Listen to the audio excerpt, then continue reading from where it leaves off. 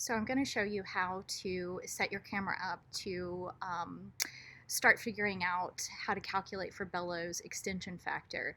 And in the previous lecture, you learned that two things are really important when talking about lenses and what you're focusing on. You have an image distance or an object distance, and then you have an image distance. And we discussed that as that object distance decreases, the image distance, which is the distance from your lens to the plane that you're focusing on, that will increase. So what happens is, though, is that as that increases, you can create a situation where you don't have enough light to create a photograph based on the exposure that your meter is giving you. And the camera doesn't have an interior meter to alert you that you don't have enough light. So I'm going to show you today how you can set that up, and I'd like you to set something up similar for your at-home lab assignment. So you're going to be walking through these steps. So the first thing that you need to do is you want to convert your lens in millimeters to inches. So you're going to take your lens, divide the millimeters by 25, and that's going to give you your inches. So most of you are working with a 150 millimeter lens. That's going to be a 6-inch lens. If you have a different focal length, you'll do the math to find out what the length of your lens is, and that actually will dictate how far apart your bellows can get before you need to make any adjustments. So if you have a 6-inch lens, anything longer than 6 inches will need to be adjusted. If you have a longer lens, you're going to need to make adjustments. So I'm going to walk you through how to do that. So this lens that I'm using is an 8-inch lens. As you can see, I have it on an 8x10 camera, so it's a pretty big camera, but it's very similar in design to the studio cameras that you're using for this class. So this has a little bit more of a coverage than your cameras do. So the first thing that I need to do is I need to think about the focal length of my lens. So it's an 8-inch lens. And what I want to do is find the f-stop that corresponds closest to, which is f8. So what I've done is I focused on these leaves that they're not too far away. Let's measure how far away they are. They're about 14 inches away, so they're pretty close. So for you, what I'd like for you to do is set your camera up, your 4x5, with your lens, which is probably your 150 millimeter lens, and get close enough to where you can focus on the object. And you'll notice that your bellows draw comes out quite a bit. And so what I'm going to do is I'm going to measure my bellows draw. I've already pre-focused, so I have the image focused in the ground glass here, and I'm going to measure. You want to measure from the your lens standard, where the standard where the lens is, not the front of the lens, but the standard, all the way back to where the ground glass is. And I get 14.5 inches. So what I'm going to do is I'm going to convert that to my nearest f-stop.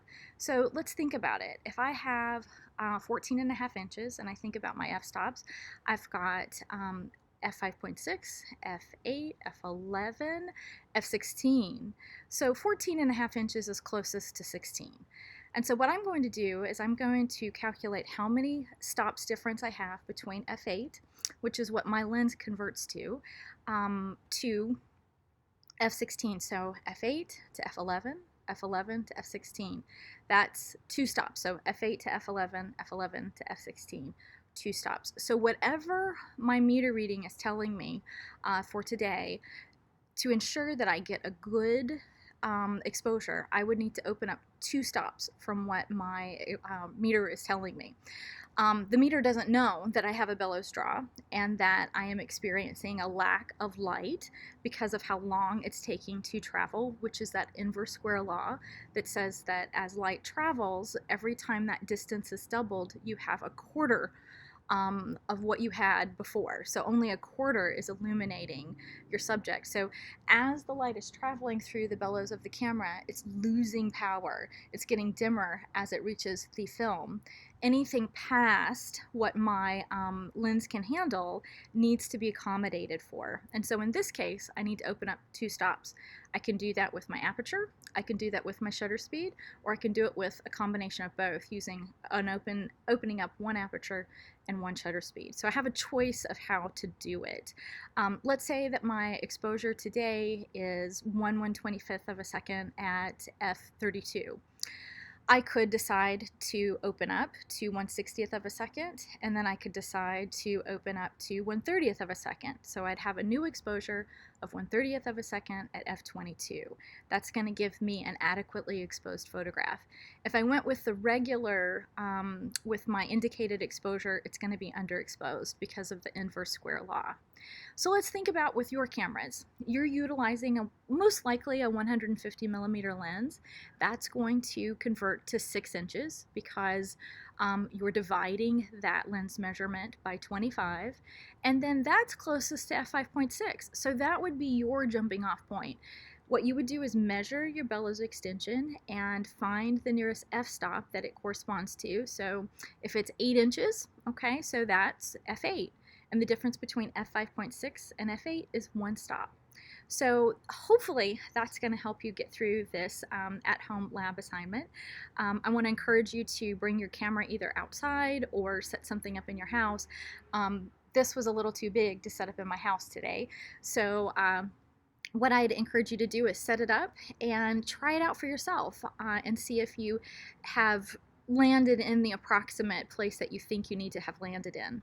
The at-home lab assignment gives you instructions on how to complete the lab assignment.